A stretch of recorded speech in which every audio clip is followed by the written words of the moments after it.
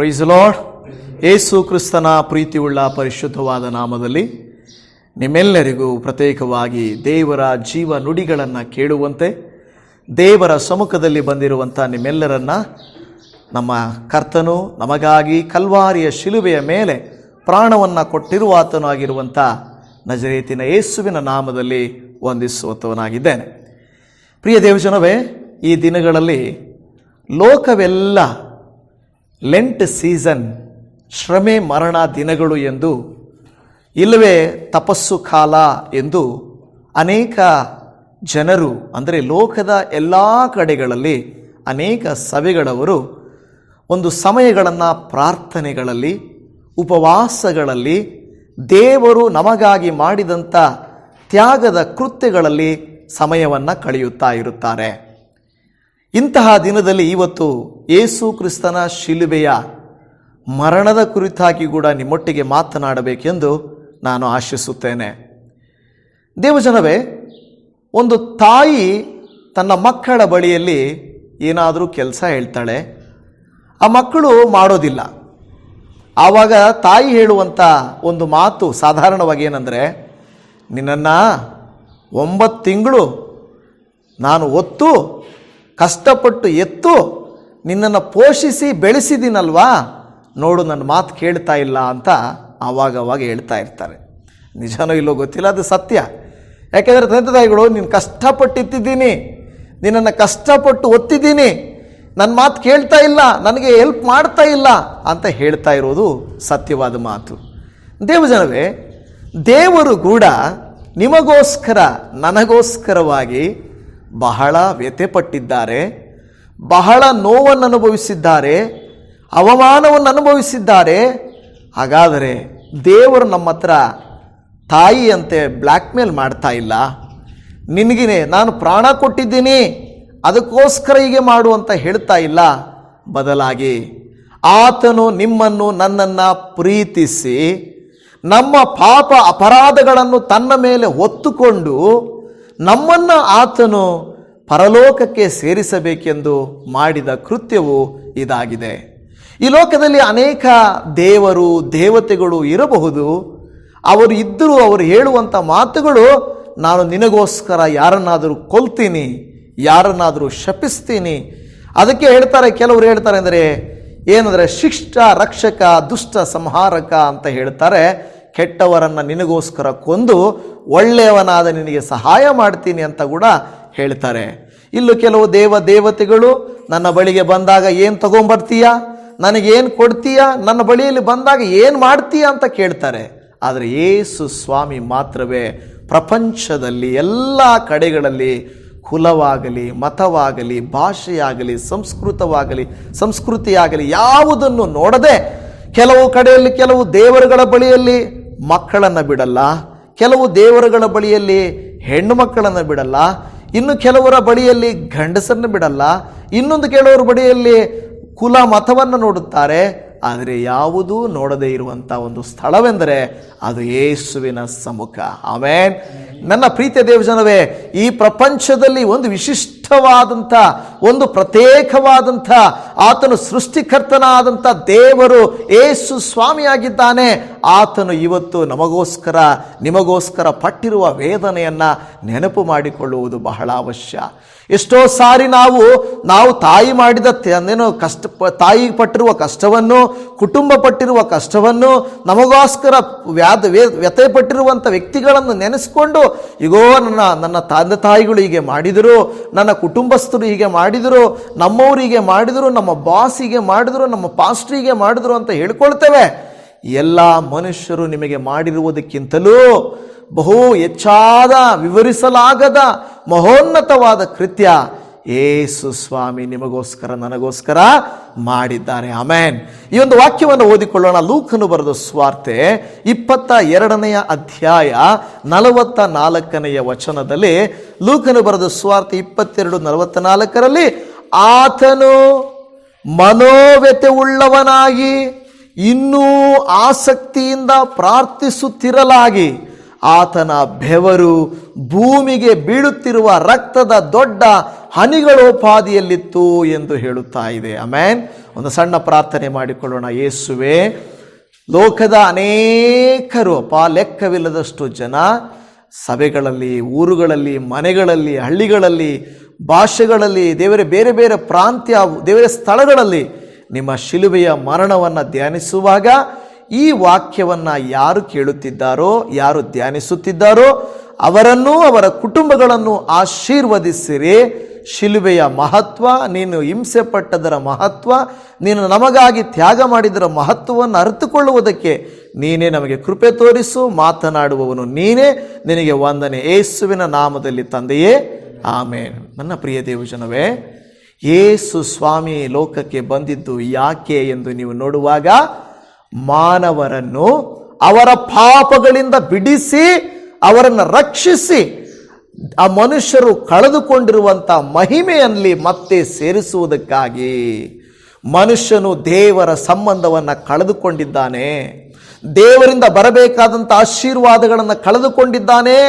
ಅದನ್ನು ಹಿಂತಿರುಗಿಸಿ ಕೊಡುವುದಕ್ಕಾಗಿ ಯಾವ ಮನುಷ್ಯರು ಇಲ್ಲದೆ ಇದ್ದಾಗ, ಯಾವ ಮನುಷ್ಯರನ್ನ ಕಾಪಾಡಲಿಕ್ಕೆ ಸಾಧ್ಯವಾಗದೇ ಇದ್ದಾಗ, ಯೇಸು ಸ್ವಾಮಿ ಎಫೆಸ ಪತ್ರಿಕೆಯಲ್ಲಿ ಹೇಳುತ್ತದೆ, ಆತನು ತನ್ನ ಮಹಿಮಾ ಪದವಿಯನ್ನು ತ್ಯಜಿಸಿ ಭುವಿಗೆ ಮನುಜನಾಗಿ ಬಂದನು, ಪರಿಶುದ್ಧನಾಗಿ ಜನಿಸಿದನು, ಪರಿಶುದ್ಧನಾಗಿ ಜೀವಿಸಿದನು. ನಂತರ ನಾವು ನೋಡುತ್ತೇವೆ, ಪಾಪಿಗಳ ಪಾಪಗಳನ್ನು ತನ್ನ ಮೇಲೆ ಹೊತ್ತುಕೊಂಡನು ಎಂದು ನಾವು ನೋಡುತ್ತಾ ಇದ್ದೇವೆ. ಹಾಲೆಲೂಯಾ. ಅನೇಕ ಪ್ರವಾದಿಗಳು ಮತ್ತು ಸ್ಥಾನಿಕನಾದ ಯೋಹಾನನು ಯೇಸು ಸ್ವಾಮಿಯನ್ನು ನೋಡಿ ಹೇಳಿದರು, ಇಗೋ ಲೋಕದ ಪಾಪಗಳನ್ನು ಹೊತ್ತುಕೊಂಡು ಹೋಗುವ ದೇವರ ಕುರಿಮರಿ. ಏನು? ದೇವರ ಕುರಿಮರಿ. ಏನು ಕುರಿಮರಿ ಅಂದರೆ, ಆ ಕಾಲದಲ್ಲಿ ಏನು ಮಾಡ್ತಾ ಇದ್ವಿ, ಎಲ್ಲ ಪಾಪಗಳನ್ನು ಒಂದು ಕುರಿಯ ಮೇಲೆ, ಈಗಲೂ ಕೂಡ ಅನ್ಯ ಧರ್ಮದಲ್ಲಿ ಅದೇ ಮಾಡ್ತಾರೆ. ಒಂದು ಜಾತ್ರೆ ಬಂದಾಗ, ಒಂದು ಏನಾದರೂ ಬಂದಾಗ ಈಗಲೂ ಅವ್ರು ಏನು ಮಾಡ್ತಾ ಇದ್ದಾರೆ, ಕುರಿಗಳನ್ನು, ಕೋಳಿಗಳನ್ನು ಕೊಯ್ಯುವುದನ್ನು ಈಗಲೂ ಮಾಡ್ತಾ ಇದ್ದಾರೆ. ಆದರೆ ಬೈಬಲ್ ಹೇಳುತ್ತದೆ, ಮನುಷ್ಯರೆಲ್ಲರ ಪಾಪಗಳನ್ನು ದೇವಕುಮಾರನಾದ ಯೇಸು ಕ್ರಿಸ್ತನು ತನ್ನ ಮೇಲೆ ಹೊತ್ತುಕೊಂಡು ತಾನೇ ಬಲಿಯಾಗುವುದಕ್ಕಾಗಿ ಈ ಲೋಕಕ್ಕೆ ಬಂದನು. ಯಾರಿಗೋಸ್ಕರ ಗೊತ್ತಾ? ನನಗೋಸ್ಕರ, ನಿಮಗೋಸ್ಕರವಾಗಿ ಆತನು ಈ ಲೋಕದಲ್ಲಿ ಬಲಿಯಾದನು ಎಂದು ನೋಡುತ್ತಾ ಇದ್ದೇವೆ. ಈಗ ಈ ವಾಕ್ಯವನ್ನು ನಾನು ಓದುವಾಗ ಯೇಸು ಸ್ವಾಮಿ ಮುಂದೆ ಹೋಗಲಿಕ್ಕಿರುವುದನ್ನು ನಾವು ನೋಡುತ್ತಾ ಇದ್ದೇವೆ. ಯಾರಾದರೂ ನಮಗೆ ಏನಾದರೂ ರೋಗ ಬರುತ್ತೆ, ನಿನಗೆ ಅಪಘಾತ ಆಗುತ್ತೆ, ನಿಮಗೆ ತೊಂದರೆ ಆಗುತ್ತೆ ಅಂದರೆ ನಾವು ಏನು ಮಾಡ್ತೀವಿ? ಭಯಪಡ್ತೀವ? ಇಲ್ಲ ಧೈರ್ಯವಾಗಿರ್ತೀವ? ತುಂಬ ಭಯಪಡ್ತೀವಲ್ವಾ? ನಮಗೇನಾದರೂ ಆದರೆ, ಏನಾದರೂ ಮುಂದೆ ನಡೆಯುವುದು ನಮಗೆ ಗೊತ್ತಾದರೆ ನಮಗೆ ತುಂಬ ತುಂಬ ತುಂಬ ನೋವಾಗುತ್ತದೆ. ಯೇಸು ಸ್ವಾಮಿಗೆ ಆತನು ಶಿಲುಬೆಯ ಮರಣಕ್ಕೆ ಹೋಗ್ತಾ ಇರೋದು ಗೊತ್ತಿದೆಯಾ? ಗೊತ್ತಿದೆ ಆತನಿಗೆ ಹೋಗ್ತಾ ಇರೋದು. ಯಾಕೆಂದರೆ ಆತನು ಬಂದಿರೋದೇ ಅದಕ್ಕೋಸ್ಕರವಾಗಿ. ಆತನು ಬಂದಿರುವುದೇ ಒಂದು ಯಜ್ಞವಾಗುವುದಕ್ಕಾಗಿ, ತನ್ನನ್ನು ಅರ್ಪಿಸುವುದಕ್ಕಾಗಿ ಆತನು ಬಂದಿರೋದು. ಹಾಗಿರುವಾಗ ಆತನಿಗೆ ಗೊತ್ತಿತ್ತು. ಆದರೆ ಲೋಕದ ಎಲ್ಲ ಮಾನವರ ಪಾಪವನ್ನು ಹೊತ್ತುಕೊಳ್ಳುವುದು ಸುಲಭದ ಕಾರ್ಯ ಅಲ್ಲವೇ ಅಲ್ಲ. ಯಾಕೆಂದರೆ ಹೇಗೆ ಒಬ್ಬನ ಮೂಲಕವಾಗಿ ಪಾಪವೂ ಬಂದಿತೋ ಅದೇ ರೀತಿಯಲ್ಲಿ ಇನ್ನೊಬ್ಬ ವಿಧೇಯನ ಮೂಲಕವಾಗಿ ಪಾಪವು ಹೋಗಬೇಕಾಗಿತ್ತು. ಯೇಸು ಸ್ವಾಮಿ ಅದನ್ನು ನೆನೆಸಿಕೊಳ್ಳುತ್ತಾ ಇದ್ದಾನೆ. ಆದರೆ ಯಾಕೆ ಆತನು ಪ್ರಾಣ ಕೊಡಬೇಕು? ಯಾಕೆ ಆತನು ನಮ್ಮ ಜಾಗದಲ್ಲಿ ಮರಣಿಸಬೇಕು? ಅಂದರೆ ನಮ್ಮನ್ನು ಉಳಿಸುವುದಕ್ಕಾಗಿ ಅವರು ಏನು ಮಾಡಿದರು? ಮರಣಿಸಿದರು ಎಂದು ನಾವು ನೋಡುತ್ತಾ ಇದ್ದೇವೆ. ಈ ಕಾಲದಲ್ಲಿ ನೋಡುವಾಗ ಏನಾದರೂ ಒಂದು ನಾವು ಕೊಟ್ಟರೆ ಇನ್ನೊಬ್ಬರೊಂದು ಕೊಡೋದು. ನೀವು ಹಣ ಕೊಟ್ಟರೆ ವಸ್ತುಗಳು ಕೊಡ್ತಾರೆ. ಇನ್ನಕ್ಕೆ ಮೊದಲ ಕಾಲದಲ್ಲಿ ವಸ್ತುಗಳನ್ನು ಕೊಟ್ಟರೆ ವಸ್ತುಗಳನ್ನು ಕೊಡ್ತಾ ಇದ್ರು. ಓಕೆ, ನನ್ನ ಹತ್ರ ಒಂದು ಶೇರು ಇಲ್ಲ 1 kg ರಾಗಿ ಇದೆ, ನನಗೆ ಗೋಧಿ ಬೇಕು, ನೀನು 1 kg ಗೋಧಿ ಕೊಡು, ನಾನು 1 kg ರಾಗಿ ಕೊಡ್ತೀನಿ. ಮೊದಲ ಕಾಲದಲ್ಲಿ ಆ ರೀತಿ ಇತ್ತು. ಆದರೆ ಈಗ ಹಣ, ಎಲ್ಲಕ್ಕೂ ಹಣ ಆಗಿಬಿಟ್ಟಿದೆ. ಹಣವನ್ನು ಕೊಟ್ಟರೇನೆ ನಮಗೆ ವಸ್ತುಗಳನ್ನು ಕೊಡ್ತಾರೆ. ಈಗ ವಸ್ತುಗಳಿಗೆ ಸಮ ಅಲ್ಲ. ಯಾಕೆಂದರೆ ಬೆಲೆ, ರಾಗಿ ಬೆಲೆ, ಗೋಧಿ ಬೆಲೆ ಒಂದೇ ಅಲ್ಲ, ಬೇರೆ ಬೇರೆ ಇರುತ್ತೆ. ಅದರಿಂದ ಈಗೇನಂದರೆ ಎಲ್ಲ ಹಣದ ವ್ಯಾಲ್ಯೂ ಹೋಗ್ತಾ ಇದೆ. ಹಾಗೆ ದೇವಜನವೇ, ಈಗ ನಮ್ಮ ಪಾಪಗಳನ್ನು ಯೇಸು ಸ್ವಾಮಿ ಒತ್ತುಕೊಳ್ಳಬೇಕಾದರೆ ಆತನು ಏನು ಮಾಡಿದ್ದಾನೆ? ತನ್ನ ರಕ್ತವನ್ನು ಚೆಮ್ಮಬೇಕಾಗಿತ್ತು. ರಕ್ತವು ಏನು ಅಂದರೆ ಜೀವ, ರಕ್ತವು ಪಾಪ ಪರಿಹಾರ, ರಕ್ತವು ನಮಗೆ ಬಿಡುಗಡೆ. ಅದು ಮನುಷ್ಯ, ಅದು ಪ್ರಾಣಿ ರಕ್ತ ಅಲ್ಲ, ಕುರಿ ರಕ್ತ ಅಲ್ಲ. ಅದು ಯಾವುದೋ ಒಂದು ಕೋಳಿ ರಕ್ತ ಅಲ್ಲ, ಪಾರಿವಾಳದ ರಕ್ತ ಅಲ್ಲ. ಮನುಷ್ಯರನ್ನು ರಕ್ಷಿಸುವುದಕ್ಕಾಗಿ ಮನುಷ್ಯರ ರಕ್ತವೇ ಬೇಕಾಗಿತ್ತು. ಯೇಸು ಸ್ವಾಮಿ ತನ್ನ ಪ್ರಾಣವನ್ನು ಬಲಿ ಕೊಡಬೇಕಾಗಿತ್ತು. ಒಂದೇ ಏಟಿಗೆ ಸತ್ತೋದ್ರೆ ತುಂಬ ಸುಲಭ, ಒಳ್ಳೆಯದು.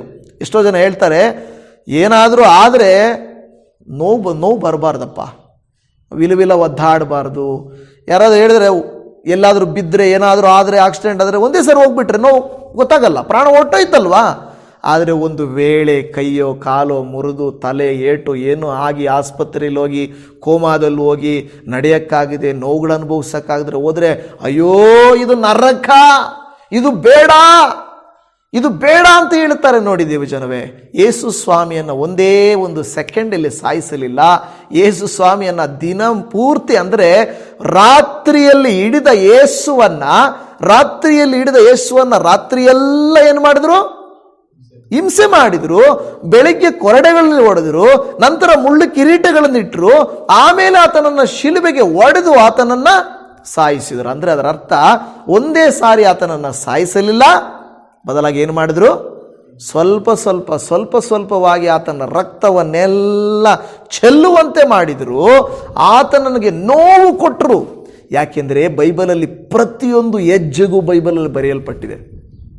ಯಾಕೆಂದರೆ ಯೇಸುವನ್ನ ಕಳ್ಳನು ಹಿಡಿಯುವಂತೆ ಹಿಡ್ಕೊಡುವುದರಿಂದ ಹಿಡಿದು, ನಂಬಿದವನೇ ಯೇಸುವನ್ನು ಹಿಡ್ಕೊಡೋದ್ರಿಂದ ಹಿಡಿದು, ರಾತ್ರಿಯಲ್ಲಿ ಯೇಸುವನ್ನು ಪೇತ್ರನು ತಿರಸ್ಕರಿಸುವುದರಿಂದ ಹಿಡಿದು, ಮುಂಜಾನೆಯಲ್ಲಿ ಕೋಳಿ ಕೂಗುವುದರಿಂದ ಹಿಡಿದು, ಯೇಸುವಿಗೆ ಕೊರಡೆಗಳು ಎಷ್ಟು ಏಟು ಒಡೆಯಬೇಕು ಎಂದು ಹಿಡಿಯುವುದರಿಂದ ಹಿಡಿದು, ಹೇಗೆ ಮುಳ್ಳಿನ ಕಿರೀಟ ಇಡಬೇಕು, ಹೇಗೆ ಬಟ್ಟೆಯನ್ನು ಹರಿಯಬೇಕು, ಎಂಥ ಶಿಲುಬೆಯನ್ನು ಒರೆಸಬೇಕು, ಯಾರೆಲ್ಲ ಹತ್ತಿರಕ್ಕೆ ಬರಬೇಕು, ಯಾರೆಲ್ಲ ಅವನನ್ನು ಬೈಬೇಕು, ಯಾರೆಲ್ಲ ಯಾವ ರೀತಿ ಹೀಯಾಳಿಸಬೇಕು, ಹೇಗೆ ಪರೀಕ್ಷಿಸಬೇಕು, ಏನು ಮಾತನ್ನು ಯೇಸು ಸ್ವಾಮಿ ಹಾಡಬೇಕು, ಯಾವ ಸಮಯಕ್ಕೆ ಆತನು ತನ್ನ ಆತ್ಮವನ್ನು ಒಪ್ಪಿಸಬೇಕು, ಒಪ್ಪಿಸಿದ ಮೇಲೆ ಯಾರು ಆತನನ್ನು ಇಳಿಸಬೇಕು, ಎಲ್ಲಿ ಆತನನ್ನು ಇಡಬೇಕು, ಎಲ್ಲಿ ಯಾವಾಗ ಆತನು ಎದ್ದು ಬರ್ತಾನೆ, ಎಲ್ಲವೂ ಮೊದಲೇ ಏನು ಮಾಡಿದೆ? ಬರೆಯಲ್ಪಟ್ಟಿದೆ.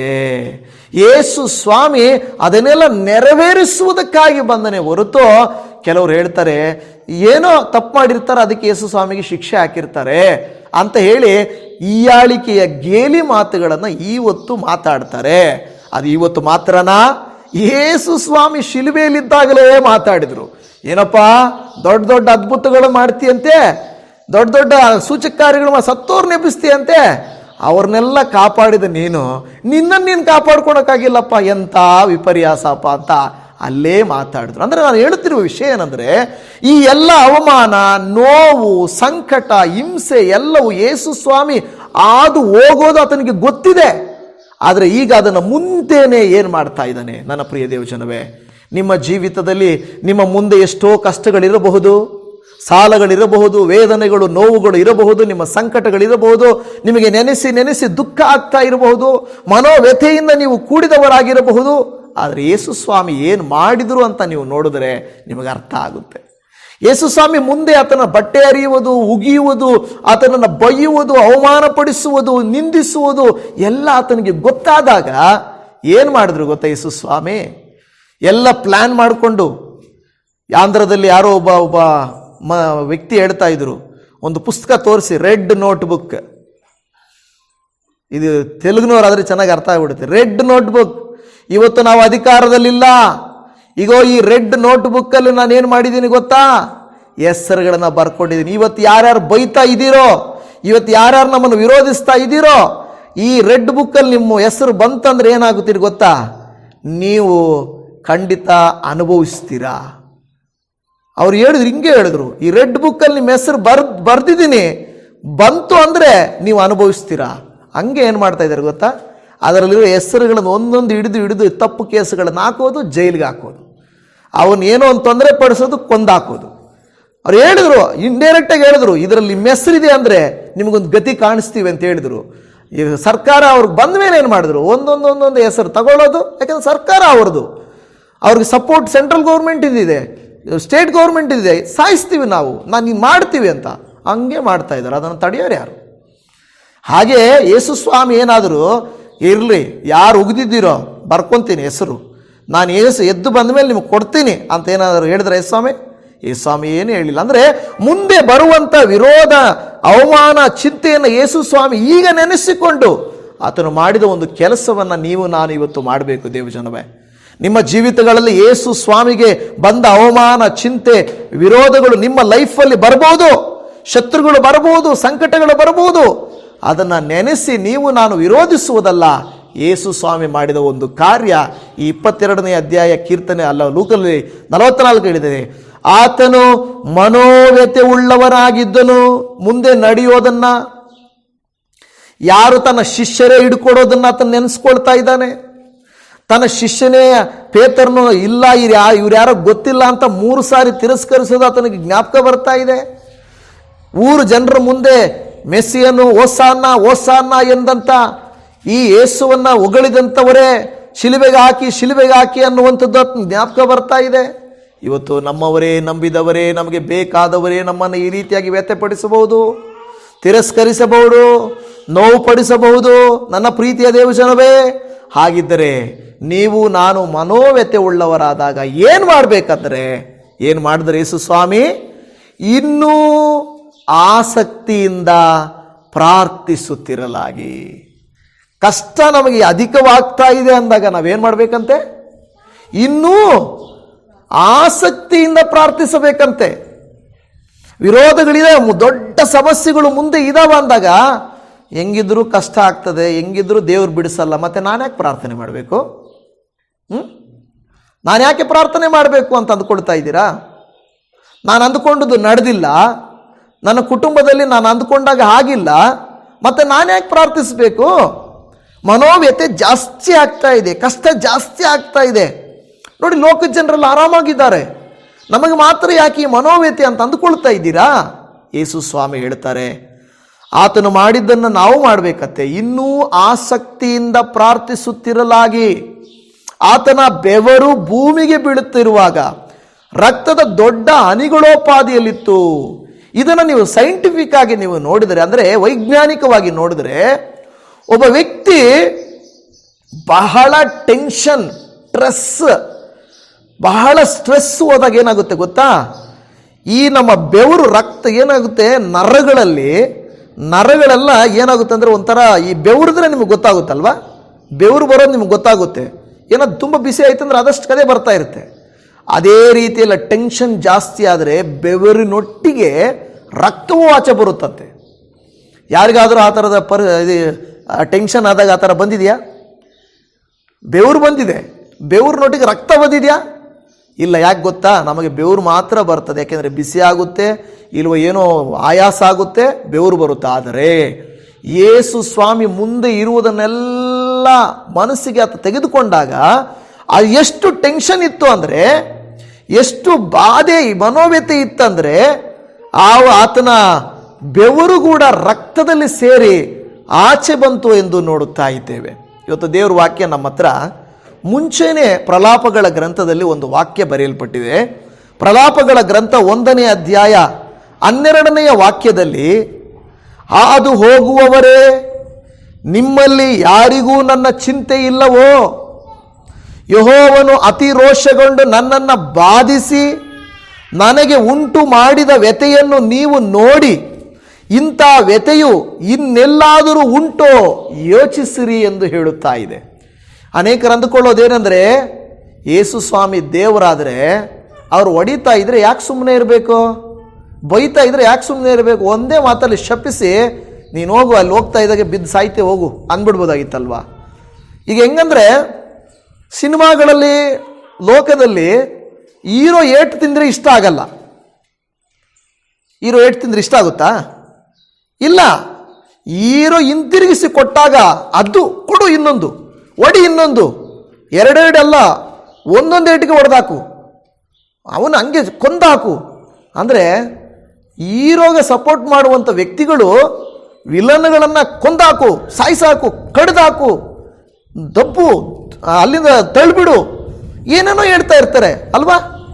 ಅದೇ ಹೀರೋ ಅಂತ ತಳ್ಳಕ್ಕೆ ಹೋದ್ರೆ ಬೇಡ ಬೇಡ ಬೇಡ, ಹೀರೋ ಅವನು. ಅಂದರೆ ಲೋಕದ ಜನ ಹೇಗೆಂದರೆ, ದೇವರು ಅಂದರೆ ಹೆಂಗಿರಬೇಕು? ಮುಟ್ಟಬಾರದು, ಮುಟ್ಟಿದ್ರೆ ಸುಟ್ಟೋಗ್ಬೇಕು, ಬೈದರೆ ಬಾಯಿ ಬಿದ್ದೋಗ್ಬೇಕು, ಹಂಗೆ ಒಂಥರ. ಆದರೆ ನಿಜವಾಗಿ ಅದು ಸತ್ಯ ಅಲ್ಲ. ಯೇಸು ಸ್ವಾಮಿಯ ಜೀವಿತದಲ್ಲಿ ಆತನು ಬಂದಿದ್ದು ಯಾಕೆ? ಲೋಕದ ಪಾಪಗಳನ್ನು ನಿವಾರಣೆ ಮಾಡಲಿಕ್ಕೆ, ಒಬ್ಬೊಬ್ಬರನ್ನು ಕೊಲ್ಲುವುದಕ್ಕೋ ಒಬ್ಬೊಬ್ಬರನ್ನು ಹಾಳು ಮಾಡುವುದಕ್ಕೋ ಅಲ್ಲ ಆತನು ಬಂದಿದ್ದು.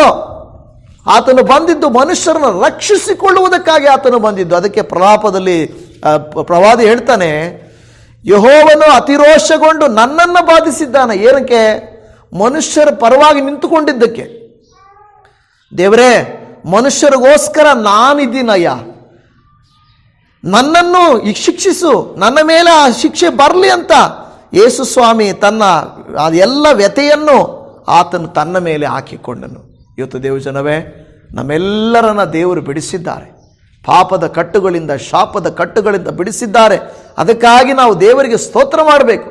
ಇಬ್ರಿಯ ಗ್ರಂಥದಲ್ಲಿ 5ನೇ ಅಧ್ಯಾಯ 7ನೇ ವಚನದಲ್ಲಿ, ಕ್ರಿಸ್ತನು ತಾನು ಭೂಲೋಕದಲ್ಲಿದ್ದಾಗ ಮರಣಕ್ಕೆ ತಪ್ಪಿಸಿ ಕಾಪಾಡ ಶಕ್ತನಾಗಿರುವಾತನಿಗೆ ಬಲವಾಗಿ ಕೂಗುತ್ತಾ, ಕಣ್ಣೀರನ್ನು ಸುರಿಸುತ್ತಾ, ಪ್ರಾರ್ಥನೆ ವಿಜ್ಞಾಪನೆಗಳನ್ನು ಸಮರ್ಪಿಸಿ ದೇವರ ಮೇಲಣ ಭಯಭಕ್ತಿಯ ನಿಮಿತ್ತ ಕೇಳಲ್ಪಟ್ಟನು ಎಂದು ನಾವು ನೋಡುತ್ತಾ ಇದ್ದೇವೆ. ಇದು ತಪ್ಪಿಸಿಕೊಳ್ಳಬಹುದಾಗಿತ್ತು ಆತನು. ಅನೇಕರು ಹೇಳ್ತಾರೆ, ಈಗಲೂ ಸುಳ್ಳು ಹೇಳ್ತಾರೆ, ಯೇಸು ಸ್ವಾಮಿ ಶಿಲುಬೆಗೆ ಏರಲಿಲ್ಲ, ಆತನು ಮರಣಿಸಲಿಲ್ಲ. ಆದರೆ ಇನ್ನು ಕೆಲವರು ಹೇಳ್ತಾರೆ ತುಂಬ ಮೂರ್ಖವಾಗಿ, ಯೇಸು ಸ್ವಾಮಿ ಅನ್ನೋರೇ ಇರಲಿಲ್ಲ ಅಂತಾರೆ. ಇದು ಆಶ್ಚರ್ಯ. ಅಂದರೆ ಅವ್ರಿಗೇನು ಗೊತ್ತಿಲ್ಲ. ಯಾಕೆಂದರೆ ಕಥೆಗಳು ಒಂದು ವೇಳೆ ಏನಾದರೂ ಇದ್ದರೆ ಅವು ಇಲ್ಲದೇ ಇರ್ಬೋದು. ಬೈಬಲಲ್ಲಿ ಬರೆದಿರುವಂಥ ಪ್ರತಿ ಬೆಟ್ಟ, ಸಮುದ್ರ, ನದಿ, ಪಟ್ಟಣ, ರಾಜ, ಹೆಸರುಗಳು, ಊರುಗಳು, ಮರಗಳು, ಸ್ಥಳಗಳು ಎಲ್ಲ ಇದ್ದಾವೆ. ಈ ಬೈಬಲಲ್ಲಿ ಬರೆದಿರೋದು ಏನು ಇಲ್ಲ ಅಂತ ರುಜುಪಡಿಸಲಿ ಯಾರಾದರೂ ಆಗಲಿ. ಇಲ್ಲಪ್ಪ ಇದು ಇಲ್ಲವೇ ಇಲ್ಲ ಅಂತ ಹೇಳಿ. ಆದರೆ ಮೂರ್ಖ ಜನ ಹೇಗಂದರೆ ಹಂಗಲ್ಲ, ಇಲ್ಲ ಯೇಸುನೇ ಇಲ್ಲ, ಯೇಸು ಮರಣಿಸಲೇ ಇಲ್ಲ, ಯೇಸು ಪುನರುತ್ಥಾನವೇ ಆಗಲಿಲ್ಲ. ಆದರೆ ದೇವರು ವಾಕ್ಯ ಹೇಳುತ್ತದೆ, ಯಾರು ಯೇಸು ಮರಣಿಸಿದನೆಂದು, ಯಾರು ದೇವರು ಯೇಸುವನ್ನು ಸತ್ತವರೊಳಗಿಂದ ಎಬ್ಬಿಸಿದನೆಂದು ನಂಬುತ್ತಾರೋ ಅವರಿಗೆ ಮಾತ್ರವೇ ರಕ್ಷಣೆ. ಅರ್ಥ ಆಯ್ತಾ? ಏನಂತೆ? ಯೇಸುವು ನನಗೋಸ್ಕರವಾಗಿ ಮರಣಿಸಿದ್ದಾನೆ, ದೇವರು ಯೇಸುವನ್ನು ಮರಣದಿಂದ ಎಬ್ಬಿಸಿದ್ದಾನೆ ಎಂದು ನಂಬದೇ ಹೋದರೆ ನಮಗೆ ರಕ್ಷಣೆನೇ ಇಲ್ಲವಂತೆ, ನಮ್ಮ ಆತ್ಮಕ್ಕೆ ರಕ್ಷಣೆ ಇಲ್ಲವಂತೆ. ನೋಡಿ, ಆದರೆ ಈ ದಿನಗಳಲ್ಲಿ ಏನಾಗ್ತಾ ಇದೆ, ಈ ಸ್ಪಷ್ಟವಾದ ಸಂದೇಶವನ್ನು ಯಾರೂ ನಮಗೆ ಹೇಳ್ತಾ ಇಲ್ಲ. ನಮ್ಮ ಹೃದಯಗಳಿಂದ ಹೇಳಬೇಕು.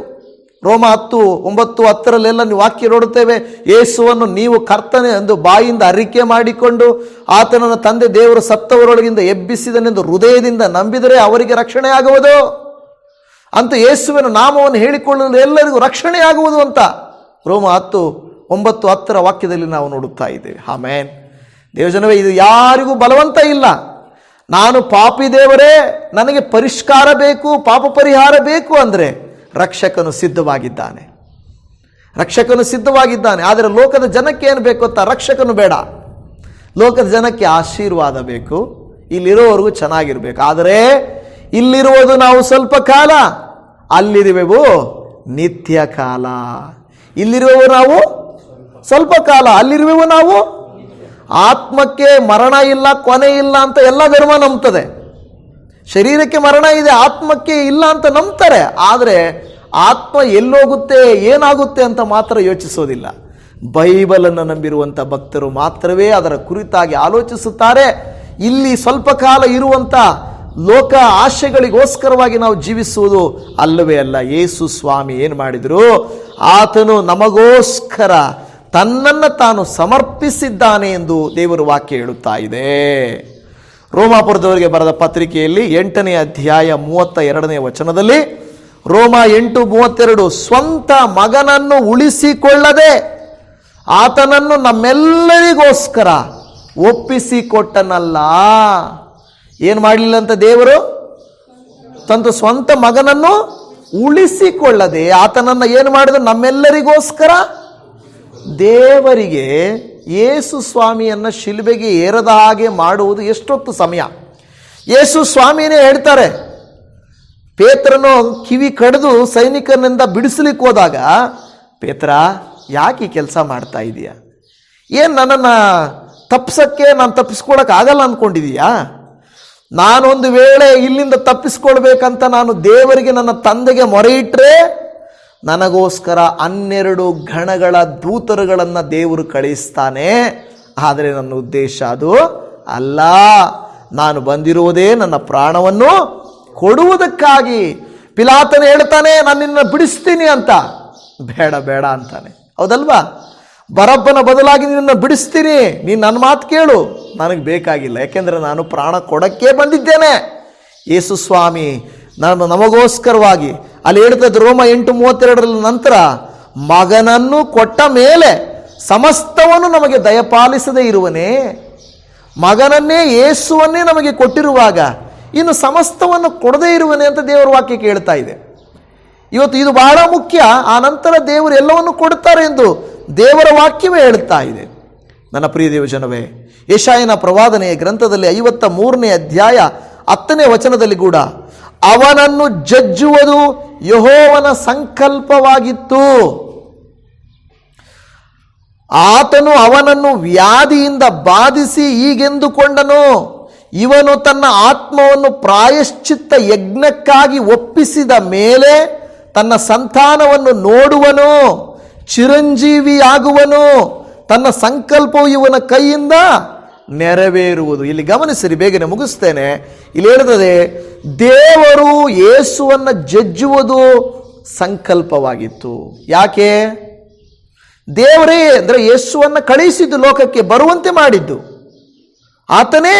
ಲೋಕಕ್ಕೆ ಬಂದನು, ತಾನೇ ಒತ್ತುಕೊಳ್ಳುವುದಕ್ಕೆ ರೆಡಿಯಾದನು, ಸಿದ್ಧವಾದನು. ಇದು ಸಂಕಲ್ಪ ಅಂದರೆ ಏನು ಗೊತ್ತಾ? ತೀರ್ಮಾನ ಆಗಿತ್ತು. ಸುಮ್ಮನೆ ಏನೋ ಆ ಟೈಮಲ್ಲಿ ತಪ್ಪು ಮಾಡಿದ್ರು ಶಿಕ್ಷೆಗೆ ಹಾಕಿದ್ರು ಅಂತಲ್ಲ. ಆತನು ಜನಿಸುವುದಕ್ಕಿಂತ ಮುಂಚೆಯಿಂದಲೂ ಎಲ್ಲ ಪ್ರವಾದನೆಗಳು ಬರೆಯಲ್ಪಟ್ಟಿವೆ. ಹೌದಾ ಇಲ್ವಾ? ಎಲ್ಲ ಪ್ರವಾದನೆಗಳು ಬರೆಯಲ್ಪಟ್ಟಿವೆ. ಅಂದರೆ ಆತನು ಇದು ಸಂಕಲ್ಪವಾಗಿತ್ತು. ತನ್ನ ಆತ್ಮವನ್ನು ಪ್ರಾಯಶ್ಚಿತ್ತ ಯಜ್ಞಕ್ಕಾಗಿ ಒಪ್ಪಿಸಿದನು. ಯಾವುದೋ ಒಂದು ಯಜ್ಞ ಕೊಡಬೇಕಪ್ಪ, ರಕ್ತ ಚೆಲ್ಲಬೇಕು, ರಕ್ತ ಚೆಲ್ಲಬೇಕು. ಇಬ್ರಿ 10:22 ರಕ್ತ ಪ್ರೋಕ್ಷಣೆ ಇಲ್ಲದೆ ಪಾಪ ಪರಿಹಾರ ಉಂಟಾಗುವುದಿಲ್ಲ. ರಕ್ತ ಬೇಕು. ಹಾಗಾದರೆ ದೇವರಿಗೆ ಕೋಳಿ ಕುರಿ ಬೇರೆ ಯಾವುದು ರಕ್ತ ಬೇಕಾಗಿಲ್ಲ. ಮನುಷ್ಯರನ್ನು ರಕ್ಷಿಸುವುದಕ್ಕಾಗಿ ಮನುಷ್ಯರ ರಕ್ತನೇ ಬೇಕಾಗಿತ್ತು. ಆದರೆ ಯಾವ ಮನುಷ್ಯರು ಪರಿಶುದ್ಧರಿಲ್ವೇ? ಅದಕ್ಕೆ ಯೇಸು ಸ್ವಾಮಿ ಬರಬೇಕಾಯಿತು. ಆತನೇ ಪ್ರಾಯಶ್ಚಿತ್ತ ಯಜ್ಞಕ್ಕಾಗಿ ಒಪ್ಪಿಸಿದನು. ಆಮೇನ್. ಇದು ನನ್ನ ಪ್ರಿಯ ದೇವಜನವೇ, ಸಿಂಪಲ್ ಆಗಿ ಹೇಳಬೇಕಾದರೆ ನಿಮ್ಮನ್ನು ನನ್ನನ್ನು ರಕ್ಷಿಸುವುದಕ್ಕಾಗಿ ದೇವರು ತನ್ನ ಪ್ರಾಣವನ್ನೇ ಕೊಟ್ಟನು. ಈ ಲೋಕದಲ್ಲಿ ಯೇಸು ಸ್ವಾಮಿಯ ಹಾಗೆ ಯಾವ ದೇವರು, ಯಾವ ದೇವಿಯೋ ನಮಗೋಸ್ಕರ ತನ್ನ ಪ್ರಾಣವನ್ನು ಕೊಟ್ಟದ್ದು ಇಲ್ಲ. ಪ್ರಾಣ ತೆಗೀತೀನಿ ಅಂದವರಿದ್ದಾರೆ, ಆದರೆ ಪ್ರಾಣವನ್ನು ಕೊಟ್ಟವರಿಲ್ಲ. ಇಷ್ಟಪಟ್ಟು ನಮ್ಮೆಲ್ಲ ಪಾಪ ದ್ರೋಹಗಳನ್ನು ಆತನು ಒತ್ತುಕೊಂಡು ಬಹಳ ವ್ಯಥೆಪಟ್ಟನು. ಇವತ್ತು ನೀವು ನಾನು ಹಾಗಾದರೆ ಈ ನಮಗೋಸ್ಕರವಾಗಿ ಇಷ್ಟೊಂದು ಕಷ್ಟವನ್ನು ಹೊತ್ತ ದೇವರಿಗೆ ನಾವೇನು ಮಾಡ್ತಾ ಇದ್ದೀವಿ? ನಾವೇನು ಮಾಡಬೇಕು ಅಂದರೆ ದೇವರ ವಾಕ್ಯ ಹೇಳುತ್ತದೆ, ನೀವು ಯೇಸುವಿನಂತೆ ಬರುವ ವ್ಯಥೆಗಳನ್ನು, ಮನೋವೇದನೆಗಳನ್ನು ಎದುರಿಸಬೇಕು. ದೇವರು ಕೋರ್ಕೊಳ್ಳೋದೇನು? ಅಯ್ಯೋ ಕಷ್ಟ ಬಂದಿದೆ, ದೇವ್ರನ್ನ ಹಾಕಿ ನಾನು ಪ್ರಾರ್ಥಿಸಬೇಕು, ಯಾಕೆ ದೇವ್ರನ್ನ ನಂಬಬೇಕು ಅನ್ಬೇಡ್ರಿ. ಇದ್ದಾವೆ, ಕಷ್ಟಗಳಿದ್ದಾವೆ, ಪ್ರಯಾಸಗಳಿದ್ದಾವೆ, ಹಿಂಸೆಗಳಿದ್ದಾವೆ, ವಿರೋಧಗಳಿದ್ದಾವೆ. ಆದರೆ ಯೇಸುವಿನಂತ ನಾವೇನು ಮಾಡಬೇಕಂತೆ? ಇನ್ನೂ ಆಸಕ್ತಿಯಿಂದ ಪ್ರಾರ್ಥಿಸಬೇಕಪ್ಪ. ಈಗೋ ಮುಂದೆ ಬರೋ ಕಷ್ಟಗಳು ಇಷ್ಟೊಂದಿದೆ, ತುಂಬ ಸಾಲಗಳಿದ್ದಾವೆ, ತುಂಬ ಸಮಸ್ಯೆಗಳಿದ್ದಾವೆ, ಮನೆಯಲ್ಲಿ ತುಂಬ ಕಿರಿಕಿರಿಗಳಿದ್ದಾವೆ, ತುಂಬ ಜವಾಬ್ದಾರಿಗಳಿದ್ದಾವೆ, ತುಂಬ ಸಮಸ್ಯೆಗಳಿದ್ದಾವೆ. ಆದರೆ ಅಪ್ಪ ನೀನಿದ್ದೀಯಪ್ಪ, ನೀನೇ ನಿನ್ನ ಪ್ರಾಣವನ್ನೇ ಕೊಟ್ಟಿರುವಾಗ ಇನ್ನು ಉಳಿದದ್ದನ್ನು ನೀನು ಮಾಡದೇ ಇರ್ತೀಯಾ? ನೀವು ನಾನೇನು ಮಾಡಬೇಕು? ಆ ರೀತಿಯಾಗಿ ಕರ್ತನ ಕೈಗೆ ನಮ್ಮನ್ನು ಒಪ್ಪಿಸಿಕೊಳ್ಳೋಣ. ನಮ್ಮ ತಲೆಗಳನ್ನು ಬಾಗಿಸೋಣ, ಪ್ರಾರ್ಥಿಸೋಣ. ಯೇಸುವೇ ನಿಮಗೆ ಸ್ತೋತ್ರ ಕರ್ತನೇ, ಪವಿತ್ರನೇ, ಪರಿಶುದ್ಧನೇ, ನಿನ್ನ ಪ್ರೀತಿಯುಳ್ಳ ಕರಕ್ಕೆ ನಮ್ಮನ್ನು ಒಪ್ಪಿಸಿಕೊಡುತ್ತಾ ಇದ್ದೇವೆ. ಆಶ್ಚರ್ಯಕರನು, ಅದ್ಭುತ ಸ್ವರೂಪನಾಗಿರುವಂಥ ದೇವಾದಿ ದೇವನೇ ನಿನಗೆ ಸ್ತೋತ್ರ. ಈ ದಿನದಲ್ಲಿ ನಮ್ಮನ್ನು ಒಪ್ಪಿಸಿಕೊಟ್ಟು ಬೇಡುವಾಗ ನಮ್ಮ ಬೇಡಿಕೆಗಳನ್ನು ಮನ್ನಿಸುವ ದೇವರು ನಮಗೋಸ್ಕರವಾಗಿ ಮನೋವ್ಯತೆ ಪಟ್ಟು ಹಿಂಸೆಗೆ ಒಳಪಟ್ಟು ಪ್ರಾಣವನ್ನೇ ಸಮರ್ಪಣೆ ಮಾಡಿ ಪ್ರಾಯಶ್ಚಿತ್ತ ಯಜ್ಞವಾಗಿ ಆಗಿದ್ದಕ್ಕಾಗಿ ನಿನಗೆ ಸ್ತೋತ್ರ. ಹೌದು ಸ್ವಾಮಿ, ಯಜ್ಞದೋಪಾದಿಯಲ್ಲಿ ನಮಗೋಸ್ಕರ ನಿನ್ನ ಪ್ರಾಣಗಳನ್ನು ಅರ್ಪಿಸಿ ಕೊಟ್ಟಿದ್ದೀರಲ್ಲವೇ, ನಿಮಗೆ ಏನು ಕೊಟ್ಟರು ಸಾಲದಪ್ಪ. ನಿನ್ನ ವಾಕ್ಯ ಹೇಳಿದ ಹಾಗೆ ಯಾರು ಇದನ್ನು ನಂಬುವುದಿಲ್ಲವೋ, ಯೇಸುವು ನಮಗಾಗಿ ಲೋಕಕ್ಕೆ ಬಂದು ಶಿಲುಬೆಗೆ ಏರಿ ಮರಣಿಸಿ ಸಮಾಧಿ ಮಾಡಲ್ಪಟ್ಟು ಪುನರುತ್ಥಾನವಾಗಿದ್ದಾರೆ, ಆತನು ಪರಲೋಕಕ್ಕೆ ಏರಿ ಹೋಗಿದ್ದಾನೆ, ಮತ್ತೆ ಬಂದು ನಮ್ಮನ್ನು ಕರ್ಕೊಂಡು ಹೋಗುತ್ತಾನೆಂದು ಯಾರು ನಂಬುವುದಿಲ್ಲವೋ ಅವರಿಗೆ ರಕ್ಷಣೆಯಾಗುವುದಿಲ್ಲ. ದೇವರೇ, ನಾವಾದರೂ ಈ ವಾಕ್ಯವನ್ನು ಕೇಳಿದ್ದೇವೆ, ನಂಬುತ್ತೇವೆ. ನೀನು ನಮಗೋಸ್ಕರವಾಗಿ ತ್ಯಾಗ ಮಾಡಿದ್ದಿ, ನಮ್ಮ ಪ್ರಾಣವನ್ನು ತಪ್ಪಿಸಿದ್ದಿ, ನಮ್ಮ ಜಾಗದಲ್ಲಿ ನೀನು ಎಲ್ಲವನ್ನು ಅನುಭವಿಸಿದ್ದಿ, ನಮ್ಮನ್ನು ಪಾಪದಿಂದ ಬಿಡಿಸಿದ್ದಕ್ಕಾಗಿ ಸ್ತೋತ್ರ. ಮನೋವ್ಯಥೆಗಳಲ್ಲಿ ಇನ್ನೂ ಆಸಕ್ತಿಯಿಂದ ಪ್ರಾರ್ಥಿಸಬೇಕೆಂದು ನಮಗೆ ನೆನಪಿಸಿದ್ದಕ್ಕಾಗಿ ಸ್ತೋತ್ರ. ಈ ಲೋಕ ಯಾತ್ರೆಯಲ್ಲಿ ನಿಮ್ಮ ಮೇಲೆ ಭರವಸೆ ಇಟ್ಟು ನಡ್ಕೊಳ್ಳಬೇಕೆಂದು ತೋರಿಸಿದ್ದಕ್ಕಾಗಿ ಸ್ತೋತ್ರ. ನಿಮ್ಮ ಕರುಣೆಯ ಕರದಲ್ಲಿ ನಮ್ಮೆಲ್ಲರನ್ನ ಒಪ್ಪಿಸಿಕೊಡುತ್ತಾ ಇದ್ದೇವೆ. ಕರ್ತನೇ, ಮುಂದಿನ ದಿನಮಾನಗಳಲ್ಲಿ ನಿನ್ನ ವಾಕ್ಯವೇ ಹೇಳಿದ ಹಾಗೆ ರೋಮ 8:32 ಮಗನನ್ನು ಕೊಟ್ಟ ಮೇಲೆ ಸಮಸ್ತವನ್ನು ದಯಪಾಲಿಸದೇ ಇರುವನೇ. ಹೌದಪ್ಪ, ನೀನು ಸಮಸ್ತವನ್ನು ದಯಪಾಲಿಸಲಿಕ್ಕೆ ಶಕ್ತನಾದ ದೇವರು. ನಿನ್ನ ಉನ್ನತವಾದ ನಾಮಕ್ಕೆ ಸ್ತೋತ್ರ, ಸ್ತೋತ್ರ ಸ್ವಾಮಿ. ದೇವಾದಿದೇವನೇ, ಈ ಶಿಲುಬೆಯ ಮರಣದ ದಿನಗಳಲ್ಲಿ ದೇವರೇ ಕರ್ತನೇ, ಅನೇಕರು ಶಿಲುಬೆ ಕುರಿತಾಗಿ ಧ್ಯಾನಿಸುತ್ತಿರುವಾಗ ನೀವು ನಮಗೋಸ್ಕರವಾಗಿ ಏರಿದ ಆ ಶಿಲುಬೆಯನ್ನು ನಾವು ದೃಷ್ಟಿಸುತ್ತೇವೆ ಕರ್ತನೆ. ಅಲ್ಲಿ ನಮಗೆ ಜಯವನ್ನು ಕೊಟ್ಟಿದ್ದಿ, ಅಲ್ಲಿಂದ ನಮಗೆ ಬಿಡುಗಡೆಯನ್ನು ಕೊಟ್ಟಿದ್ದಿ, ಅಲ್ಲಿಂದ ನಮಗೆ ನಿರೀಕ್ಷೆಯನ್ನು ಹುಟ್ಟಿಸಿದ್ದಿ, ಕಡಿದು ಹೋದ ಸಂಬಂಧವನ್ನು ಭೂಲೋಕದಿಂದ ಪರಲೋಕಕ್ಕೆ ದಾರಿ ಮಾಡಿದ್ದಿ. ಶಿಲುಬೆಯೇ ಮಾರ್ಗವಾಗಿರುವುದಕ್ಕಾಗಿ ಸ್ತೋತ್ರ. ಶಿಲುಬೆಯ ಮೂಲಕವಾಗಿ ನಮ್ಮನ್ನು ಅಪದೇವರ ದೇವರೊಟ್ಟಿಗೆ ಒಂದು ಮಾಡಿದ್ದಕ್ಕಾಗಿ ಸ್ತೋತ್ರ. ನೀವು ಪರಲೋಕದ ಮಾರ್ಗವಾಗಿದ್ದೀರಿ. ನಾನೇ ಮಾರ್ಗವು, ನಾನೇ ಸತ್ಯವು, ಜೀವ ಎಂದು ಹೇಳಿದ ದೇವರೇ ನಿನಗೆ ಸ್ತೋತ್ರ ಸ್ವಾಮಿ. ನಿನ್ನ ಕರುಣೆಯ ಕರಕ್ಕೆ ನಮ್ಮನ್ನು ಒಪ್ಪಿಸಿಕೊಡುತ್ತಾ ಇದ್ದೇವೆ. ಇನ್ನು ಹೆಚ್ಚಾಗಿ ನೀವು ಮಾಡಿದ ತ್ಯಾಗಗಳನ್ನು, ನೀವು ನಮಗೋಸ್ಕರ ಪಟ್ಟಂಥ ಹಿಂಸೆಗಳನ್ನು, ನೀವು ನಮಗೋಸ್ಕರವಾಗಿ ಸಿದ್ಧ ಮಾಡಿರುವಂಥವುಗಳನ್ನು ಧ್ಯಾನಿಸಿ ನಿರೀಕ್ಷೆಯಿಂದ ಎದುರು ನೋಡುವುದಕ್ಕೆ ನಮಗೆ ಕೃಪೆಯನ್ನು ತೋರಿಸಿರಿ ಅಪ್ಪ. ನಾವು ಮಾಡುವ ಪ್ರತಿ ಕೆಲಸ, ನಮ್ಮ ಕುಟುಂಬ, ನಮ್ಮ ಜೀವಿತಗಳು ಸಮಾಧಾನದಲ್ಲಿಯೂ, ಸಂತೃಪ್ತದಲ್ಲಿಯೂ, ಸಂತೋಷದಲ್ಲಿಯೂ, ಸಮೃದ್ಧಿಯಲ್ಲಿಯೂ ಜೀವಿಸುವಂತೆ ನೀನು ಆಶೀರ್ವದಿಸಯ್ಯ. ಯಾಕೆಂದರೆ ನಾವು ನಿಮ್ಮನ್ನೇ ನಂಬಿದ್ದೇವೆ, ನಾವು ನಿಮ್ಮನ್ನೇ ಆತುಕೊಳ್ಳುತ್ತೇವೆ. ನೀನು ನಮಗೋಸ್ಕರವಾಗಿ ಏನು ಬೇಕಾದರೂ ಮಾಡಿಕೊಡಲಿಕ್ಕೆ ಶಕ್ತನೇ ಎಂದು ನಾವು ನಂಬಿದ್ದೇವೆ. ನಿನ್ನ ನಾಮಕ್ಕೆ ಕೋಟ್ಯಾನುಕೋಟಿ ವಂದನೆಗಳಪ್ಪ. ಈ ಪ್ರಾರ್ಥನೆಯನ್ನು ಆಲಿಸಿದ್ದಕ್ಕಾಗಿ ನಿನಗೆ ಕೋಟಿ ಕೋಟಿ ವಂದನೆಗಳು. ನಮಗೋಸ್ಕರವಾಗಿ ಶಿಲುಬೆ ಮೇಲೆ ಪ್ರಾಣ ಕೊಟ್ಟಿದ್ದಕ್ಕಾಗಿ ಸ್ತೋತ್ರ. ನಮ್ಮನ್ನು ಬಿಡಿಸಿದ್ದಕ್ಕಾಗಿ ಸ್ತೋತ್ರ.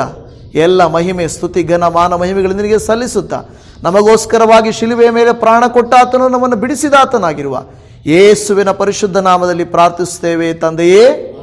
ಆಮೇನ್, ಆಮೇನ್, ಆಮೇನ್.